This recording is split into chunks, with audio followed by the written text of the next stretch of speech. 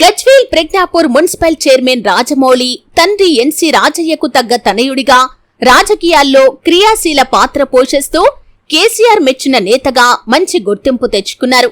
NC Rajamouli ఉన్నత చదువులు చదివి ప్రభుత్వ ఇంజనీర్గా విశేష సేవలు అందించి ప్రజల మన్నన పొందారు.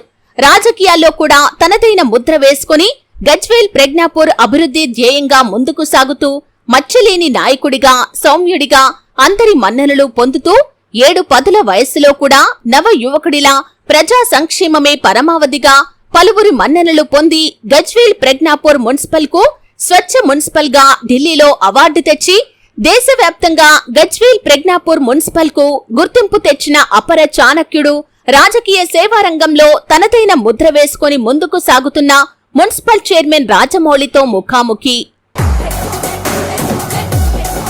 భారతదేశ చరిత్ర పుటల్లోనే సువర్ణాక్షరాలతో లిఖింపబడినటువంటి నాయకుడు కేసీఆర్ గారు. ప్రధాన రహదారులు మాత్రమే అభివృద్ధి చెందాయి, లోపల ఎలాంటి అభివృద్ధి లేదు అని చెప్తా ఉన్నారు. ఈరోజు ప్రధాన రహదారులే కాకుండా రింగ్ రోడ్లే కాకుండా ఇంటర్నల్ రోడ్డు కూడా సీసీ రోడ్డు పూర్తి చేసుకున్నాం. ప్రజలకి 5,000 ఇల్లు, డబుల్ బెడ్రూమ్ ఇల్లు ఇస్తారని బహిరంగ సభలో మాట ఇచ్చారు. డబుల్ బెడ్రూమ్ అనేది ఆయన ఒక సంకల్పం. గజ్వేల్ అనేది మొత్తం ప్రపంచ దేశాలకు కూడా తెలుసు. కేసీఆర్ గారు వచ్చిన తర్వాత ధరలు ఎక్కడికో పోయినాయి. రియల్ ఎస్టేట్ రంగం కూడా అందరంతా ఎత్తుకుపోయింది. నాకు తెలిసినప్పుడు 69 నుంచి మొదటి నర్సారెడ్డి 2012 వరకు కూడా నన్ను ఎవరు సంజీవరావు కానీ, విజయరామరావు కానీ, గీతారెడ్డి కానీ, ఎన్సీ రాజమౌళి అంటే ఆయన ఒక మంచి ఆఫీసర్గా, ఒక మంచి వ్యక్తిగా నేను గుర్తించింది తప్ప ఈరోజు యువతనే రేపటి భవిత కాబట్టి ఖచ్చితంగా యువకులు రాజకీయంలో రావాలి. ఆర్యవైశ్య ముద్దుబిడ్డ, గజ్వేల్ ప్రజ్ఞాపూర్ మున్సిపల్ ప్రథమ పౌరుడు, గజ్వేల్ ప్రజ్ఞాపూర్ మున్సిపల్ చైర్మన్ రాజమౌళి గారు తండ్రికి తగ్గ తనయుడు, సేవే పరమావధిగా రాజకీయాల్లో ఎంతో ఉన్నతి చెందిన నాయకుడు, కేసీఆర్ గారికి అత్యంత సన్నిహితుడు రాజమౌళి గారు. వారితో మనం ఉన్నాం, వారి గురించి వారి మాటల్లో తెలుసుకుందాం. అన్న నమస్తే. అన్న నమస్కారం. రాజకీయ నేపథ్యం మీ గురించి. నా పేరు ఎన్సీ రాజమౌళి. మా శ్రీమతి పేరు అనసూయ గారు. మా నాన్న పేరు ఎన్సీ రాజయ్య గుప్తా కీర్తిశేషులు. వారు 3 పర్యాయాలు గజ్వేల్ గ్రామానికి సర్పంచ్గా సేవలు చేసి ఎంతో అనుభవజ్ఞమైన నాయకుడిగా, బీద ప్రజానికం గుండెల్లో ఉన్నటువంటి నాయకుడు. వారు 3 పర్యాయాలు సర్పంచ్గా కొనసాగి ఒక టర్ము గజ్వేల్ ఎంపీపీ అధ్యక్షుడు కూడా చేసినారు. మాది మొదటి నుంచి కూడా రాజకీయ కుటుంబ నేపథ్యం గల కుటుంబం. అందుకే బీద జనానికి మా నాయన ఏదైతే సేవలు చేశాడో దాని పరంపరని మా కుటుంబం సాగిస్తుంది. ఈరోజు గజ్వేల్ పట్టణంలో బీద ప్రజల సేవ చేయడమే మేము ఒక లక్ష్యంగా పెట్టుకొని ముందుకు పోతున్నాం. ప్రభుత్వ ఉద్యోగిగా, ఇంజనీరింగ్గా మీరు విశేష సేవలు చేస్తూ రాజకీయంలోకి ఎలా వచ్చారు? రాజకీయ నేపథ్యం గురించి మీ మాటలు. నేను ఎస్ఎస్సి వరకు ఇక్కడనే విద్యాభ్యాసం కొనసాగించి ఇంటర్మీడియట్ హైదరాబాద్లో, అలాగే diploma in civil engineer government polytechnic master ప్లాన్లో చేశాను. 1974లో నేను డిప్లొమా తీసుకున్నాను. 1977లో ఆనాటి జరగ వెంకటరావు గారి ప్రభుత్వంలో మాస్ రిక్రూట్మెంట్ జరగడం జరిగింది. అందులో భాగంగానే నాకు అప్పటి ముఖ్యమంత్రి జరగ వెంకటరావు గారి కాన్స్టిట్యున్సీ అయినటువంటి ఖమ్మం జిల్లాలోనే నేను కొత్తగూడెంలో ఫస్ట్ అపాయింట్మెంట్ చేయడం జరిగింది. ఆ తర్వాత నా సేవలన్నీ కూడా మన యొక్క స్థానిక మెదక్ జిల్లాలోనే కొనసాగించాను. దాదాపుగా 33 సంవత్సరాలు నేను ఇరిగేషన్ శాఖలో పనిచేస్తూ ఏఈగా పనిచేసి గజ్వేల్ నియోజకవర్గంలో చిన్ననీటి వనరుల యొక్క పునరుద్ధరణ, చెరువుల మరమ్మతు, కట్టుకాలువల మరమ్మతు, అలాగే పంట కాలువల మరమ్మతు చేస్తూ మనకు జీవనదులైనటువంటి గజ్వేల్ నియోజకవర్గానికి ఇటు కూడేని వాగు, అటు హల్దీ వాగుపై ఎన్నో చెక్ డ్యామ్లు నిర్మించి రైతాంగానికి అందించినటువంటి తృప్తి నా జీవితంలో మరవరానిది. ఎందుకంటే ఆ రోజు సైదయ్య గారి పీరియడ్లో మా శాసనసభ్యులు సైదయ్య గారి పీరియడ్లో 5 సంవత్సరాలు ఆయన ఇక్కడ ఎమ్మెల్యేగా ఉన్నారు. వారి తర్వాత సంజీవరావు గారు, అలాగే గీతారెడ్డి గారు, విజయరామరావు గారు, నర్సారెడ్డి గారి పీరియడ్లో కూడా నేను చేయడం జరిగింది. ఈ 33 ఏళ్ళ సర్వీస్లో నేను పుట్టిన జిల్లాలో ముఖ్యంగా గజ్వేల్ ప్రాంతానికి కూడా నేను ఎన్నో ఇరిగేషన్ శాఖలో రైతాంగానికి నేను సేవలు చేసి ఒక అద్భుతమైనటువంటి ప్రజా సంబంధము ఏర్పరచుకొని వారికి అవసరాల దృష్ట్యా వారి వ్యవసాయ రంగంలో వారికి ఉన్నటువంటి మైనర్ ఇరిగేషన్, ముఖ్యంగా మన తాలూకాలో అప్పుడు చిన్న చిన్న కుంటలు, చెరువులు, చెక్ డ్యాములు ద్వారా మనం నీటి నిల్వ చేసుకొని రైతాంగానికి వాళ్ళ పంటలు పండటానికి ఇష్టోధికంగా ఉపయోగపడ్డాయి. కాబట్టి అప్పటి నుంచి కూడా ఇప్పటి వరకు నా జీవితంలో ఇరిగేషన్లో చేసినటువంటి అటువంటి పేరు నేను సంపాదించుకోవడం జరిగింది. ఆ తృప్తి కూడా రైతుల ద్వారా ఇప్పటికి కూడా నేను ఎక్కడ గజ్వేల్లో తిరిగినా రాజమోహన్ సార్ నమస్తే సార్ బాగున్నారా, మీరు చేసినటువంటి పనులు ఇప్పటికి కూడా ఉన్నాయి సార్ అనేది జీవితంలో ఆ తృప్తి నాకు సరిపోతుందని భావిస్తున్నాను. తర్వాత మాది రాజకీయ కుటుంబం నేపథ్యం గల కుటుంబం కాబట్టి మొదటి నుంచి కూడా మా నాన్నగారితో నేను ఆయన సర్పంచ్ ఉన్నప్పుడు కూడా ప్రతినిత్యము గజ్వేల్ నివాస వాసులు అన్ని రకాల పేద ప్రజానీకము, అన్ని వర్గాల అన్ని కులాల ప్రజలు మా ఇంటికి వచ్చినప్పుడు నేను వారితో కూడా మాట్లాడుతుంటే, అందుకే మా నాన్నగారి ఎంబడి ఈ రాజకీయాల్లో నేను కూడా ఉండాలనేది ఒక కోరికగా ఉండేది. అది భగవంతుడు నేను 2012లో రిటైర్ అయినా, నర్సారెడ్డి అప్పుడు శాసనసభ్యులు ఉండే, వారి తర్వాత నేను 2020లో నేను కౌన్సిలర్గా గెలవడం జరిగింది. ఫస్ట్ 2014లో నేను అప్పుడు కౌన్సిలర్గా పోటీ చేయడం, అనుకోకుండా పోటీ చేయడం జరిగింది. అప్పుడు నేను ఓడిపోవడం జరిగింది. అలాగే 2020లో ఎక్కడైతే ఏ వార్డులో ఓడిపోయినానో అదే వార్డులో నాకు వచ్చి సార్ మీరు నిలబడాలి, ఖచ్చితంగా మీరు గజ్వేల్కి సేవ చేయాలన్నప్పుడు నేను అత్యధిక మెజార్టీతోటి గజ్వేల్లోనే 2వ అత్యధిక మెజార్టీ నా వార్డులో 18వ వార్డులో రావడం జరిగింది. దాన్ని దృష్టిలో పెట్టుకొని మాజీ ముఖ్యమంత్రి కల్వకుంట్ల చంద్రశేఖరరావు గారి యొక్క ఆశీస్సులతో, జిల్లా మంత్రి హరీష్ అన్న గారి నాయకత్వంలో, అప్పటి ఎంపీ కొత్త ప్రభాకర్ రెడ్డి గారి నేతృత్వంలో, స్థానిక నాయకులు మణికొండ లక్ష్మీకాంతరావు గారు, ఎలక్షన్ రెడ్డి గారు, భూమిరెడ్డి గారు, తర్వాత యాదవ్ రెడ్డి గారు అందరూ కూడా నాకు సహకరించి ఈ యొక్క గజ్వేల్ ప్రజ్ఞాపూర్ మున్సిపాలిటీకి ఒక చదువుకున్న వ్యక్తిగా మున్సిపల్ చైర్మన్ ఉంటే బాగుంటుందనే ఉద్దేశంతో నన్ను ఎన్నుకోవడం జరిగింది. దీనికి అప్పుడు ఎన్నుకోబడినటువంటి నా కౌన్సిలర్ మెంబర్స్ కూడా వారందరూ కూడా సహకరించి ఏకగ్రీవంగా నన్ను గజ్వేల్ ప్రజ్ఞాపూర్ మున్సిపాలిటీకి వారు చైర్మన్గా ఎన్నుకోవడం నేను మర్చిపోను.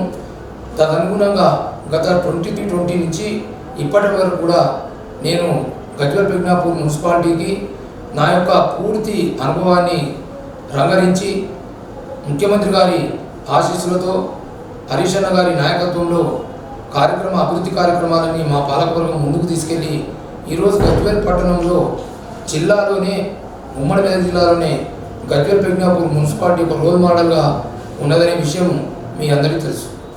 అన్నగారు, మీ తండ్రి గారు అయిన రాజయ్య గారిని బ్లాక్ రాజయ్య అని అక్కడక్కడ వింటూ ఉంటాం, దాని గురించి మీరు? వాస్తవమే అది.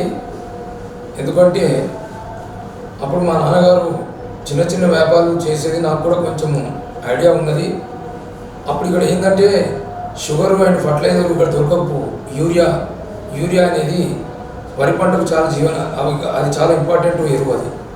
అయితే ఆయన నిజామాబాద్ పోయి తెచ్చి అది అధికారులకు భయపడకుండా బ్లాక్లో తెచ్చి ఇక్కడ అమ్మడం జరిగిందనేది నేను వేరే వాళ్ళతో తిన్నాను, మా నాన్న కూడా చెప్పాడు నాకు. అయితే ఒక అప్పటి అధికారులు, అరే ఏంటిది నువ్వు బ్లాక్ దందా చేసిన బ్లాక్ రాజయ్య, నువ్వు మాకు చెప్తానే లేవు, నువ్వు బ్లాక్ రాజయ్య అని ఆయన చెప్పడంతో ప్రతి వాళ్ళు కూడా చిన్నపిల్లల నుంచి మొదలు పెడితే పెద్దవాళ్ళకు కూడా, రాజకీయ నాయకులకు కూడా బ్లాక్ ఎన్సీ రాజయ్య అంటే ఎవరు గుర్తుపట్టకపోదు, బ్లాక్ రాజయ్య అంటే అప్పుడు గుర్తుపడదు. ఆ నేపథ్యంలో వారికి ఆ పేరు రావడం జరిగింది. అప్పుడు మనకు నియోజకవర్గం బ్లాక్ స్థాయిలో ఉండేది. అయితే మనది గజ్వేల్ బ్లాక్లో వచ్చినప్పుడు రాజయ్య సేటు అంటే గజ్వేల్ బ్లాక్ రాజయ్య సేటు అనేది అందరూ కాబట్టి ఈ 2 నేపథ్యాలతోటి ఆయన బ్లాక్ రాజయ్య అనేటువంటి పేరు రావడం జరిగింది. ప్రజల్లో కూడా ఎన్సీ రాజయ్య మరి బ్లాక్ రాజయ్య అంటే నేను గుర్తుపడుతుంది కాబట్టి ఆ పేరు వారికి చిరస్థాయిగా ఇప్పటికి కూడా ఉన్నది. అదే పరంపర కొనసాగుతుంది. గతంలో టీఆర్ఎస్ అధినేత కేసీఆర్ వ్యవసాయ క్షేత్రంలో ఒక ఆత్మీయ సమావేశం పెట్టాడు. అందులో మిమ్మల్ని ప్రత్యేకంగా మా రాజమౌళి సార్ మాట్లాడతాడు అని చెప్పి ఒక ఆత్మీయంగా పిలవడం జరిగింది. అది నేను కళ్ళారా చూశాను. దాని గురించి అలాగే కేసీఆర్ గారికి మీకు అనుబంధం మీ మాటలు. గత అసెంబ్లీ ఎన్నికల్లో రెండవసారి ఎలక్షన్ జరిగినప్పుడు వారు వ్యవసాయ క్షేత్రంలో కార్యకర్తల సమావేశం చేయడం జరిగింది. అట్టి సమావేశంలో మాట్లాడే పరంపరలో స్టేజిపై ఉన్న నాయకులు మాట్లాడే విధానంలో అదే వరుస క్రమంలో నన్ను కూడా మాట్లాడడం చేయడం జరిగింది. ఆ సందర్భంలో నేను మాట్లాడిన తర్వాత కేసీఆర్ గురించి బీఆర్ఎస్ పార్టీ గురించి మాట్లాడిన తర్వాత మన గజ్వేల్ పట్టణం అనేది గతంలో గజ్వాల్ అంటే అందరూ గుర్తుపడుతుంది, గజ్వేల్ అంటే ఎవరు కూడా గుర్తుపట్టకపోతుంది. ఇక్కడ ఉన్నటువంటి వ్యాపారస్తుల యొక్క చివరికి వారి వస్తువులు కూడా గద్వాలకు పోయేటి. 2-3 నెలలు వెతికినా కానీ ఆ వస్తువులు దొరికేటి కావు. అప్పుడు ఆర్థికంగా నష్టపోయేవారు వ్యాపారస్తులు కూడా. కానీ కేసీఆర్ గారు మొట్టమొదటిగా ఒక ఉద్యమ నాయకుడుగా గెలిచి మొదటిసారిగా ఇక్కడ గెలిచి గజ్వేల్ ప్రజల ఆశీర్వాదంతో ఎమ్మెల్యేగా ఎన్నికై అక్కడ ఒక సందర్భం ఉండే. ఎందుకంటే గజ్వేల్లో గెలిచిన శాసనసభ్యుడు ఏ పార్టీ అయితే గెలుస్తుందో ఆ పార్టీ ఎమ్మెల్యేనే, ఆ పార్టీ ప్రభుత్వం ఏర్పాటు అవుతుందనేది ఇక్కడ ఒక నానుడి ఉన్నది. కాబట్టి అదే పరంపరలో కేసీఆర్ గారు గెలవడం, ఒక ఉద్యమ నాయకుడే గెలిచి ప్రభుత్వాన్ని ఏర్పాటు చేయడం, మొదటి దఫా అద్భుతమైనటువంటి పథకాలు పెట్టి జనరంజకమైనటువంటి పాలన కొనసాగించి ఈరోజు గజ్వేల్ నియోజకవర్గాన్ని భారతదేశ చరిత్ర పుటల్లోనే సువర్ణాక్షరాలతో లిఖింపబడినటువంటి నాయకుడు కేసీఆర్ గారు. అందుకే ఈరోజు గజ్వేల్ అనేది మొత్తం ప్రపంచ దేశాలకు కూడా తెలుసు. ఎందుకంటే కేసీఆర్ గారి నాయకత్వంలో కేసీఆర్ గారు ప్రాతినిధ్యం వహించినటువంటి గజ్వేల్ పట్టణం కాబట్టి అందుకే గజ్వేల్ యొక్క స్థానం అలా సువర్ణాక్షరాలతో లిఖించదగబడ్డది. అదే పరంపరలో నేను మాట్లాడిన తర్వాత వారి ప్రసంగంలో నా పేరు ప్రస్తావించడం జరిగింది. మన గజ్వేల్ ప్రాంతము ఎన్సీ రాజయ్య గారి కుమారుడు, వారి యొక్క ఇరిగేషన్ శాఖలో రిటైర్డ్ డిప్టీగా ఇక్కడ స్టేజ్ మీద ఉన్నాడు. రాబోయే దినాలలో ఆయన యొక్క సర్వీసులు ఖచ్చితంగా గజ్వేల్ నియోజకవర్గానికి వాడుకుందాం అన్నప్పుడు నేను ఎంతో సంతోషపడ్డాను. ఎందుకంటే ఒక ముఖ్యమంత్రి గారి నోట నా పేరు రావడం అదృష్టంగా భావించి వారు ఏ బాధ్యత చెప్తే ఆ బాధ్యత తప్పకుండా నిర్వర్తించి ఈ యొక్క ప్రాంతానికి సేవ చేయాలనేటువంటి సంకల్పంతో ఆ రోజు నేను సంతోషపడ్డ ఒక సందర్భం. ఆ సందర్భంలోనే వారు మా నాన్నగారిని గుర్తు చేసుకొని ఒక విద్యావంతునిగా ఇరిగేషన్ శాఖలు కూడా పనిచేసింది. ఈయనకు ఏ విధంగానైనా ఆయన సేవలు తీసుకోవాలనేది వారి ఆదేశానుసారమే నేను అనుకుంటున్నా. నేను గెలిచిన తర్వాత ఉన్న కౌన్సిలర్లో ఒక ఎన్నుకొని నాకు ఈ పదవి ఇవ్వడం అనేది, ఎందుకంటే ప్రోటోకాల్లో ఎమ్మెల్యే తర్వాత నాదే ఉంటుంది కాబట్టి నా జీవితాంతం అది మర్చిపోలేనటువంటి ఒక మరపురాని సంఘటనగా, అంతకంటే నాకేం కావాలి, రిటైర్డ్ ఉద్యోగికి ఒక అద్భుతమైనటువంటి అత్యున్నతమైనటువంటి పదవి. హెడ్క్వార్టర్లో ప్రోటోకాల్ అంటే ఎవరు వచ్చినా ప్రథమ పౌరుని ప్రోటోకాల్ ఉంటుంది కాబట్టి ఆ ప్రోటోకాల్ ఇవ్వడం అనేది నేను మర్చిపోను. గజ్వేల్ ప్రజ్ఞాపూర్ మున్సిపల్ చైర్మన్గా మీరు అధికారం చేపట్టిన తర్వాత గత పాలక వర్గానికి మీ పాలక వర్గానికి తేడా ఏం జరిగింది? మీరు ఏ విధంగా ఈ గజ్వేల్ జిగేలంటూ ఒక నానుడైతే ఉంది, దానికి మీరు ఏ రకంగా సహాయపడ్డారు? మీ మాటలు. నేను మా పాలకవర్గం ఎన్నుకున్న తర్వాత ఒక చైర్మన్గా గజ్వేల్ అభివృద్ధికి కేసీఆర్ గారి నాయకత్వంలో ఏ విధంగా పనిచేయాలనేది ఒక ప్రణాళిక తయారు చేసుకొని మా పాలకవర్గం యొక్క అండదండలతో మా మున్సిపల్ అధికారుల వారి యొక్క సహకారంతో ఒక ప్రణాళికాబద్ధంగా గజ్వేల్ పట్టణాన్ని ఒక అత్యున్నత మున్సిపాలిటీగా, అద్భుతమైన మున్సిపాలిటీగా తీర్చిదిద్దాలనేది లక్ష్యంగా పెట్టుకొని మేము ముంగటి పోవడం జరిగింది.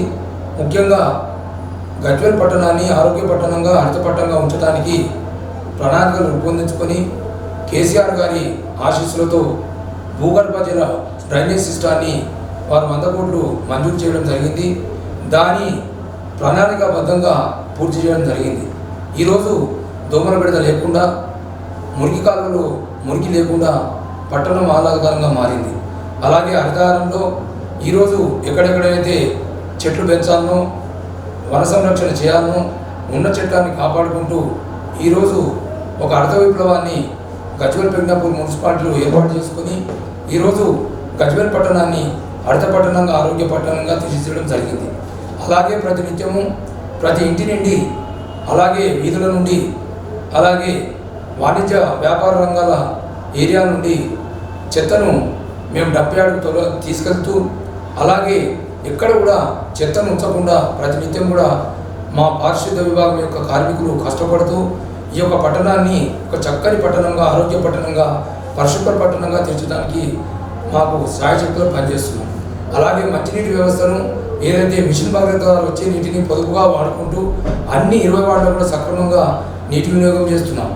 అలాగే ప్రతినిత్యం కూడా జిగేల్మంటూ మీరు చూస్తున్నారు. ఈరోజు గజ్వేల్ ప్రజ్ఞాపూర్ చౌరస్తా నుంచి కూడా సంగాపూర్ ఇటు అన్ని చౌరస్తాలకు కూడా బటర్ఫ్లై లైట్ ఏర్పాటు చేస్తూ జిగేల్మంటూ ఈరోజు గజ్వేల్ పట్టణానికి ప్రజలు ఏదైతే నైట్ వస్తున్నారో ఒక సుందరంగా వాళ్ళ కనపడే విధంగా ఇప్పుడు మేము చేయడం జరిగింది. అలాగే సీసీ రోడ్లు మాకు ఉన్నటువంటి వనరులు, మాకు ఇచ్చినటువంటి నిధులు వెచ్చించి సాధ్యమైనంత వరకు 20 వార్డులలో సీసీ రోడ్లు కూడా మేము నిర్మించుకోవడం జరిగింది. అలాగే ఈ డంప్ యార్డ్ కూడా అప్పటి పాలకవర్గంలో మాకు ఈ డంప్ యార్డు ల్యాండ్ ఇచ్చారు, కానీ అప్పుడు ఏది కూడా నిర్మాణం జరగలేదు. ఈరోజు తడి చెత్త, పొడి చెత్త సగ్రిగేషన్ చేస్తూ ఈరోజు మేము అన్ని యాక్టివిటీస్ అక్కడ డంప్ యార్డ్లో చేయడం జరిగింది. అలాగే మనకు మిగతా మా మున్సిపల్ ఆఫీస్ కూడా ఇప్పుడు మనం మెదక్ జిల్లాలో కాకుండా తెలంగాణ రాష్ట్రంలోనే ఒక అద్భుతమైనటువంటి భవనాన్ని కేసీఆర్ గారి ఆశీస్సులతో నిర్మించుకున్నాం.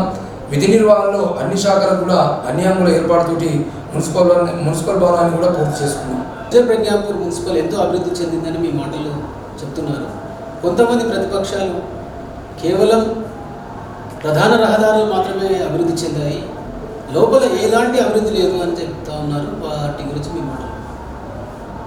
ప్రతిపక్షాల పాత్ర ప్రతిపక్షాలు పోషించడం సమంజసమే. అది కాకపోతే గత ప్రభుత్వాల్లో ఉన్నటువంటి గజ్వేల్ పట్టణం ఎట్లుంది, కేసీఆర్ గారి నాయకత్వంలో 10 ఏళ్ల నుంచి గజ్వేల్ పట్టణము 50 సంవత్సరాలు అభివృద్ధి చెందింది.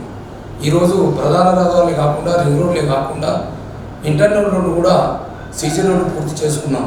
ఇంకా కొన్ని అవసరాలు ఉన్నాయి. అది నిరంతర ప్రక్రియ. సీసీ రోడ్ అనేది నిరంతర ప్రక్రియ. ఇంకోటి కోటమైసమ్మ రోడ్డు, ఇటు జాలిగామ బైపాస్ రోడ్డు, తర్వాత ఇక్కడ పిడిచోడ్ రోడ్డు కూడా మేము పూర్తి చేసుకున్నాం. మీ అందరికీ తెలుసు, అక్కడ డివైడర్ ఏర్పాటు చేసినాం, బటర్ఫ్లై లైట్ ఏర్పాటు చేసినాం. ఒక కోటమైసమ్మ రోడ్డు మాత్రమే అప్పుడు, ఎందుకంటే మా గ్రామం అంతా అటే ఉంది. కోటమైసమ్మ విస్తరణలో ఎంతోమంది అలా నిర్భేదలు ఉన్నారు, ఆర్థికంగా వెనుకబడిన వారు ఉన్నారు. వాళ్ళందరూ కూడా దాదాపుగా 68 కుటుంబాలకు నేను కూడా అప్పటి కలెక్టర్ వెంకటరామరెడ్డి గారు, ఇప్పుడు మన ఎంపీ అభ్యర్థి, ఆయనను సంప్రదించి మంత్రి గారి మా చొరవతో 68 ఇళ్ళు తెచ్చి వాళ్ళకి ఇవ్వడం జరిగింది. ఇంకా కొంతమందికి మనకు ఎవరైతే పార్షియల్గా పోయినారో వాళ్ళకు కూడా ఆర్థిక సాయం చేస్తామని అప్పటి ప్రభుత్వం ఇచ్చింది. నేను ఇప్పటి ప్రభుత్వాన్ని కూడా కోరుతున్నాను, ఇప్పటి బాధ్యులను కూడా కోరుతున్నాను. తప్పకుండా మిగిలిన ఏవైతే ఉన్నాయో మనం ప్రజలకు చేయవలసిన అవసరం, ఎవరైనా ఏ పార్టీ చేసినా చేయవలసిందే.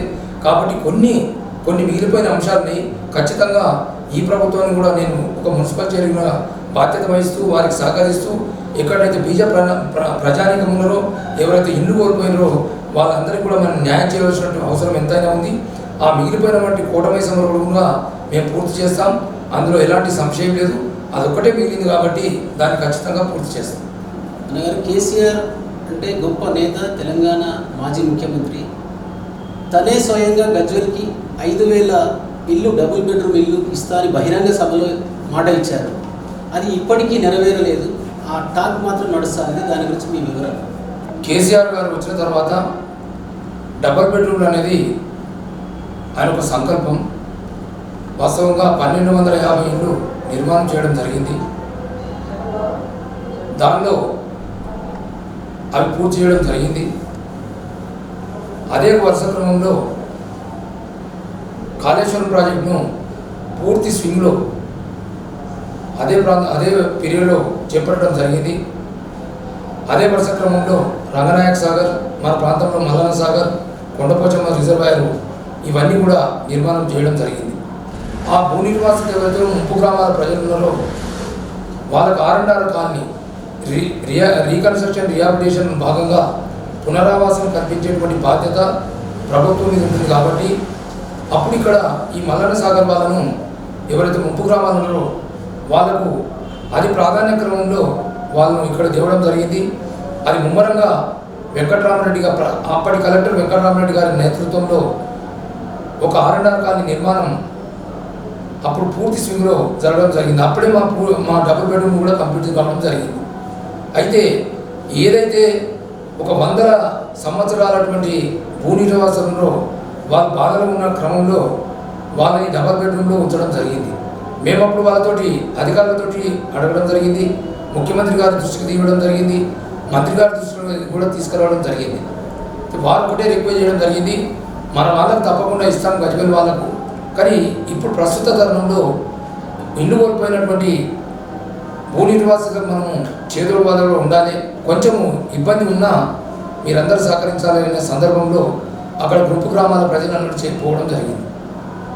గత సంవత్సరంలో అప్పటి కలెక్టర్ నేతృత్వంలో ప్రసాద్ జీవన్ పాటిల్ గారి సమక్షంలో మాజీ ఆడిటోరియంలో ఎవరైతే లబ్ధిదారులు అందరి పిలిచి అప్లికేట్దారులను అందరినీ పిలిచి వాళ్ళ సమక్షంలోనే డ్రా తీయడం జరిగింది.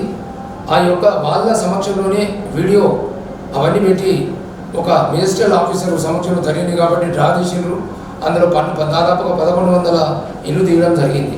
వాళ్ళందరికీ కూడా ఖచ్చితంగా ఇవ్వాల్సిందే, ఇస్తారు కూడా, అందులో ఎలాంటి సంశయం లేదు. ఈ మల్లన్న ముప్పు గ్రామాల ప్రజలు ఉన్నారో మల్లన్న సాగర్ రిజర్వాయర్ దాని భూ నిర్వాసితులకు వాళ్ళ ప్యాకేజీ ఇచ్చిన తర్వాత వీళ్ళందరికీ ఇవ్వడం జరుగుతుంది. అది నిరంతర ప్రక్రియ. వాళ్ళు ఎప్పుడు కూడా చాలాసార్లు ధర్నాలు చేస్తున్నారు, మా దగ్గర కూడా రోజు వస్తున్నారు, మా కౌన్సిలర్స్ అడుగుతున్నారు, మా మున్సిపల్ ఆఫీస్కి వస్తున్నారు.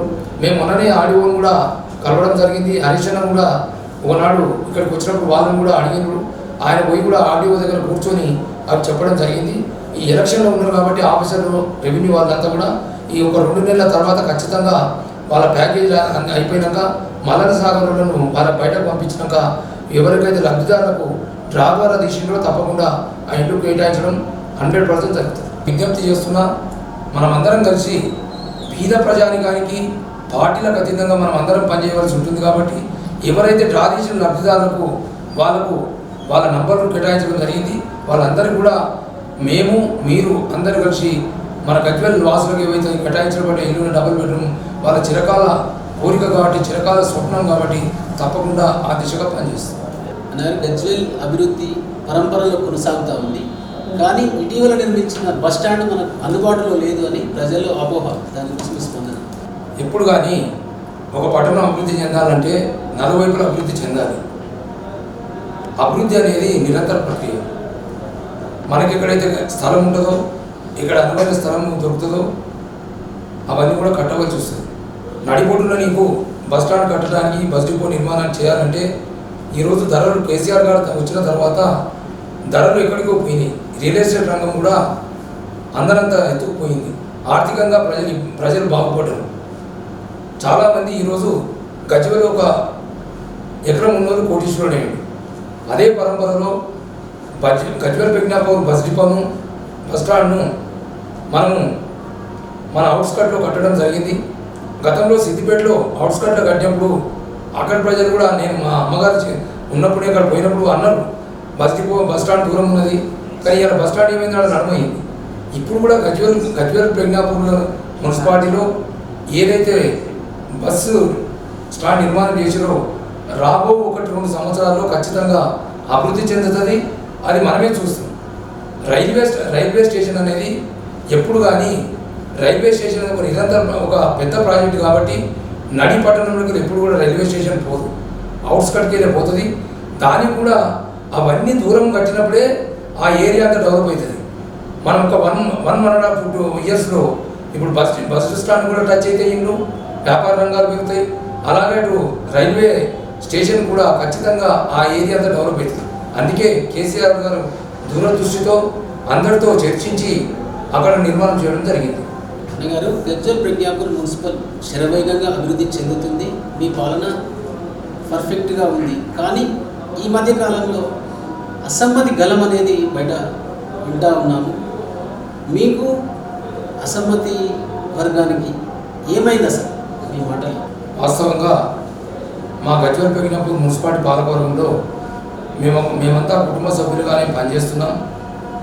అసమ్మతి అనేది ఇక్కడ లేదు. జనరల్గా ఎట్లుంటుందంటే మున్సిపల్ చట్టం ప్రకారం 3 ఏళ్ల తర్వాత అవిశ్వాసం పెట్టాలనేది చట్టంలో ఉంది. కాబట్టి ఒక్కొక్కరికి కోరిక ఉంటుంది, కొంతమందికి దాన్ని ఎవరు కాదనలేదు. కాబట్టి దాంతో కొంత నాయకత్వం కానీ కొంత బ్యాక్గ్రౌండ్ ఉన్నటువంటి వాళ్ళు కానీ ఎవరో ఏదో చెప్తూ వాళ్ళకు కూడా అవకాశం రావాలని ప్రయత్నం చేస్తారు తప్ప ఇక్కడ కూడా మేము మా పాలకవర్గంలో మేము అందరం కలిసే అద్భుతమైనటువంటి ప్రగతిని సాధించినాం. ఇందులో ఎలాంటి సంశయం లేదు. ఈరోజు మాకు స్వచ్ఛమైన పట్టణంగా, ఆరోగ్య పట్టణంగా తెలంగాణ రాష్ట్రంలోనే 25 పైచిలుకు జనాభా కలిగినటువంటి పట్టణానికి, మున్సిపల్ పట్టణానికి నేషనల్ అవార్డు రావడం జరిగింది. గౌరవ రాష్ట్రపతి ముర్ము ద్వారా మేము అందుకోవడం కూడా జరిగింది. మీ అందరికీ తెలుసు.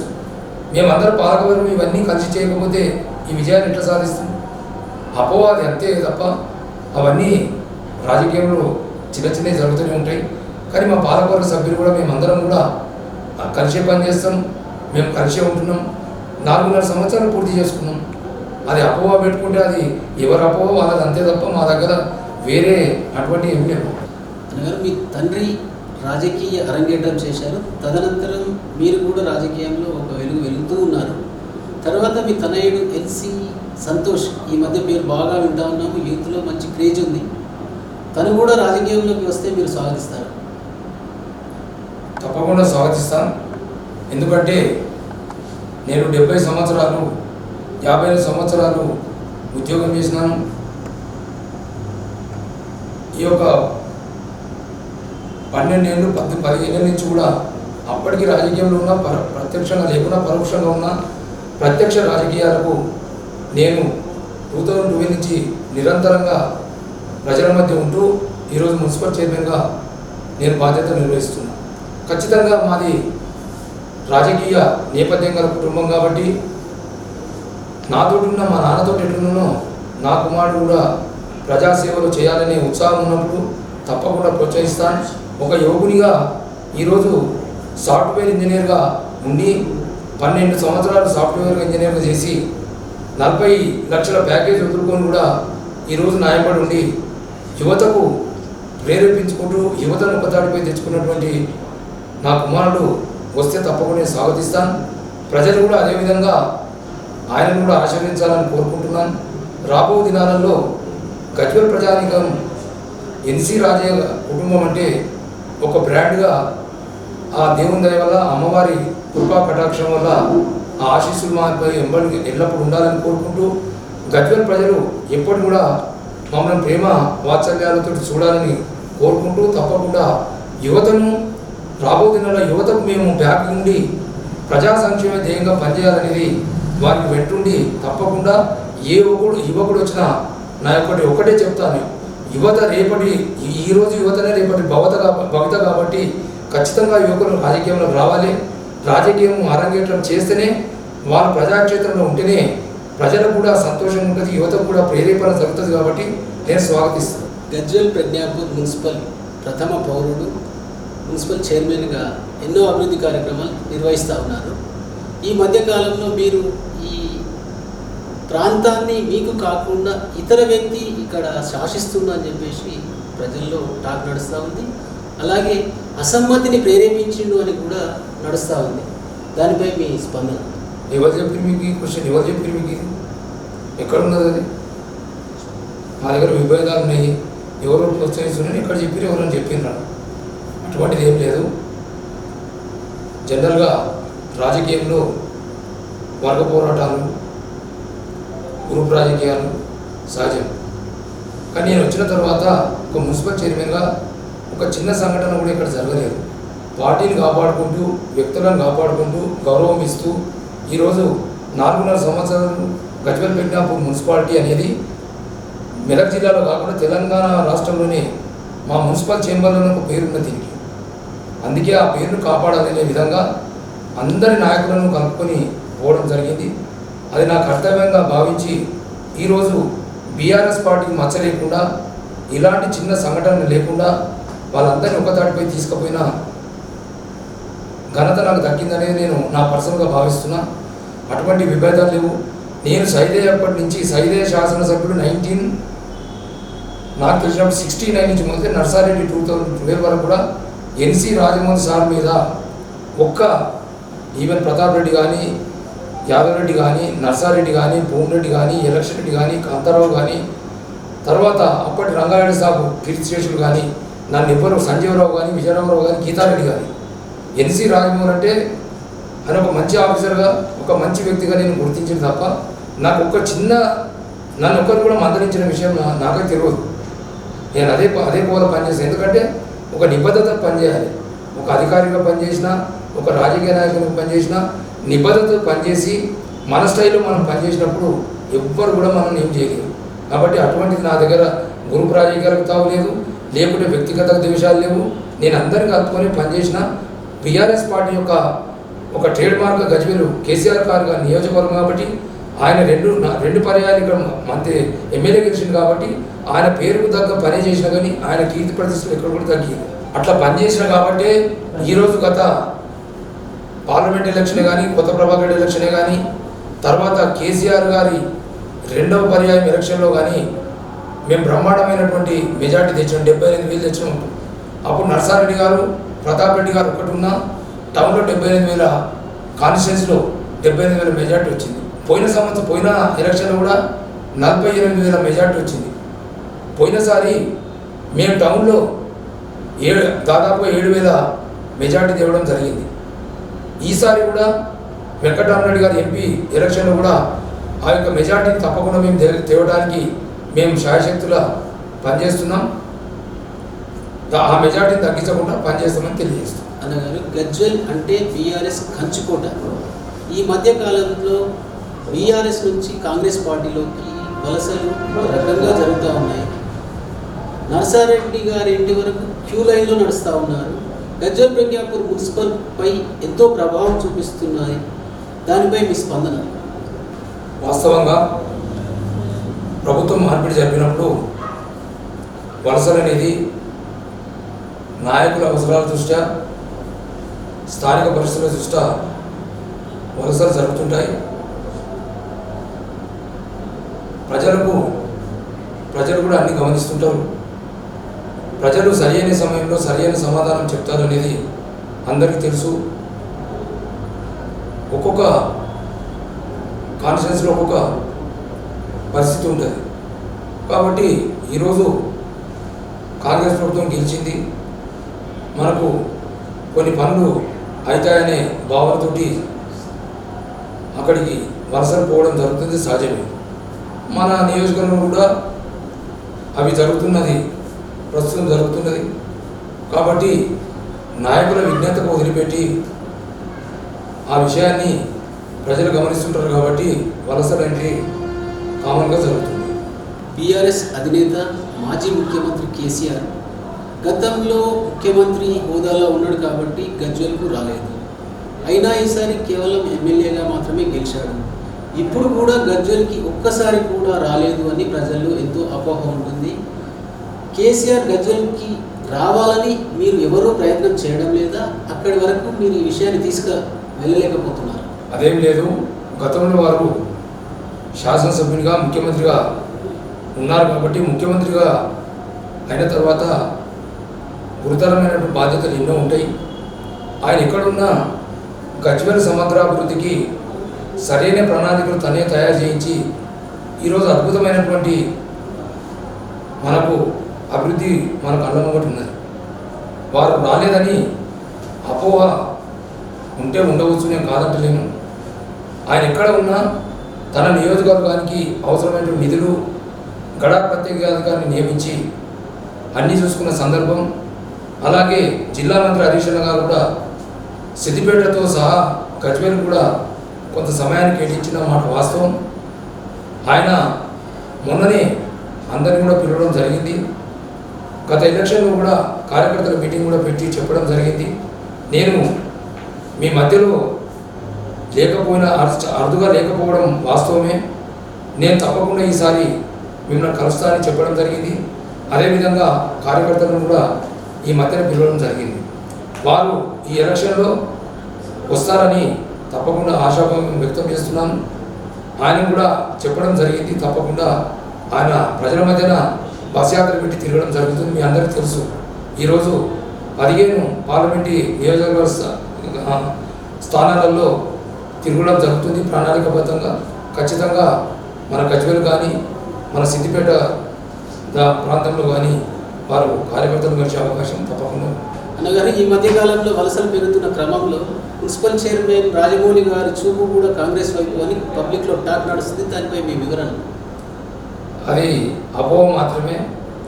ఎందుకంటే ఈ వలసల క్రమంలో నా పేరు తీయడం జరుగుతుంది మీరే అన్నారు, నేనైతే ఇనలేదు. మళ్ళా తప్పకుండా నేను బీఆర్ఎస్ పార్టీ వెంటనే ఉంటా. కేసీఆర్ గారి ఆశీస్సులతో ఈ ప్రాంత అభివృద్ధికి అవసరమైనటువంటి పనులు చేస్తా. తప్పకుండా బీఆర్ఎస్ పార్టీ వైపే ఉండి ప్రజలకు అందుబాటులో ఉండి ప్రజాసేవలో నిమగ్నమై ఉంటానని తెలియజేస్తున్నాను. అది అపోహ మాత్రమేనని నేను భావిస్తున్నాను. మెదక్ ఎంపీ బరిలో త్రిముఖ పోటీ నడుస్తూ ఉంది. ఇప్పుడు బీజేపీ హవా కొనసాగుతూ ఉంది, కాంగ్రెస్ అధికారంలో ఉంది. ఈ తరుణంలో బీఆర్ఎస్ పార్టీ అభ్యర్థి వెంకటరామరెడ్డి గెలుస్తారు అని మీరు ఏ రకంగా చెప్తారు? తప్పకుండా చెప్తాను. ఎందుకంటే నూతనంగా వచ్చిన కాంగ్రెస్ ప్రభుత్వం ఏదైతే 6 గ్యారెంటీలు ఇచ్చిండ్రో ఆ 6 గ్యారెంటీలు పూర్తి స్థాయిలో అమలు కానప్పుడు ప్రజలకు ఒక అభద్రతా భావం ఏర్పడ్డది. ఎందుకంటే ప్రజలకు కోరికలు, మనము ఒక పార్టీ మనకు వాగ్దానాలు చేసినప్పుడు ఆ వాగ్దానాలను నెరవేర్చాలనేది ప్రజలు కోరుకుంటారు. ఒక ఉచిత బస్సు మాత్రమే వారు ప్రవేశపెట్టి మిగతాయి వారు దాని మీద శ్రద్ధ వహించక వారు అమలు చేయక మభ్య పెడుతూ ఈరోజు కాంగ్రెస్ ప్రభుత్వం పబ్బం గడుపుకుంటుంది.